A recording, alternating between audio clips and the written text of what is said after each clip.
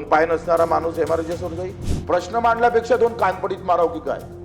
पण काही नाही, ते कलेक्टरला जबाबदारी दिली, एसपीला दिली, काही काम करत नाही. अतिशय मी सॉरी करतो, सॉरी मागतो, ते चुकून शब्द आला. भीक मागणारे भिकारी असेल, का निर्मूलन होत नाही? का बरं व्यवस्था होत नाही? ह्या लहान लहान गोष्टी. आमदार निधी 30 लाख खर्च करायला पाहिजे, कोणी आमदार खर्च करत नाही. 30 लाख, काही बंधनं नाही. हे विचारा, हे तुमचं काम आहे. दिव्यांग भवन, दिव्यांगांना आता तर एक नवीन अफलातून कारभार केला तुमच्या मंत्रालयानं, म्हणजे विशेष सहाय्य. त्यांनी काय केलं का, तुम्हाला दाखला पाहिजे महोत्सव जॉब कार्ड. दिव्यांग जॉब कार्ड एमआरजेसवर जाऊ शकतं? दोन पाय नसणारा माणूस एमआरजेसवर जाईल? तुम्ही जॉब कार्ड मागताय? हे विशेष सहाय्यवाले आहे.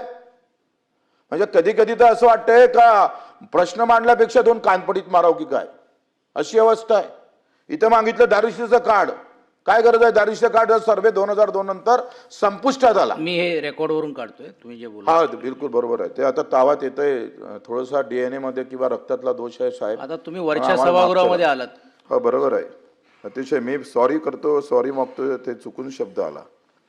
दारिद्र्याखालील प्रमाणपत्र संपला. दारिद्र्य 2002 ला विषय संपला. आता ते प्रमाणपत्र भेटत नाही. हे कुठलेच कागदपत्र कुठे उपलब्ध नाही आहे, ते आपण दिले पाहिजे. याबाबत आपण तातडीनं निर्णय घेणं गरजेचं आहे. 4 प्रश्न आहे, म्हणजे 4 घटकावर आम्ही बोलतोय ना. हा घटक सभापती महोदय अतिशय दुर्लक्षित घटक आहे. भीक मागणारे भिकारी असेल, तुमच्या कायद्यामध्ये त्या ह्याच्यामध्ये अजूनही भिक्षुक येतं. भिक्षुक हे वेगळा अर्थ आहे आणि भिकारी हे दुरुस्त करा. कारण भिकारी जे लोक आहे त्याला आपण भिक्षुक म्हणणं हे सोयीचं होणार नाही. काही वारकरी संप्रदायामध्ये, काही बौद्ध समाजामध्ये भिक्षुक असं म्हटलं जातं आणि म्हणून अशा प्रकारचा जो काही याच्यात शब्द उल्लेख येत आहे तो लगेच काढला पाहिजे. आता भिकारीमध्ये पण 2-3 गोष्टी आहे का ज्या गुन्हेगारीतून येलेले, काही आजारपणामुळे. आता काय IAS ऑफिसर सापडला होता पुण्याला, तो बिहारचा होता, तो पागल होऊन इथं नंतर सापडला का IAS ऑफिसर होता आहे.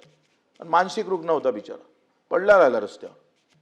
काही गरिबीतून आलेली भिकारीचा वर्ग आहे, यावर काही निर्णय घेत नाही. आपला अधिनियम आहे 1959चा, पण काही नाही. ते कलेक्टरला जबाबदारी दिली, एसपीला दिली, काही काम करत नाही. इथून बाहेर निघालो ना आपल्या मंत्रालयाच्या समोर तर भीक मागणारी पोरं सापडतात आपल्याला. मंत्रालयाच्या जवळ जे सावली पडते ना, त्या आम्ही पाहतो त्या ठिकाणी आपण त्या चौकात आपले पोरं असतात भीक मागताना. का निर्मूलन होत नाही? का बरं व्यवस्था होत नाही? त्याचं पुनर्वसन का केलं जात नाही? ह्याही प्रश्न खऱ्या अर्थानं मनावर घेतला पाहिजे. मी अतिशय शेवटच्या घटकासाठी काम करतोय. पाहत रहा फक्त जनविकास न्यूज. सत्य, संघर्ष आणि जनतेचा विश्वास.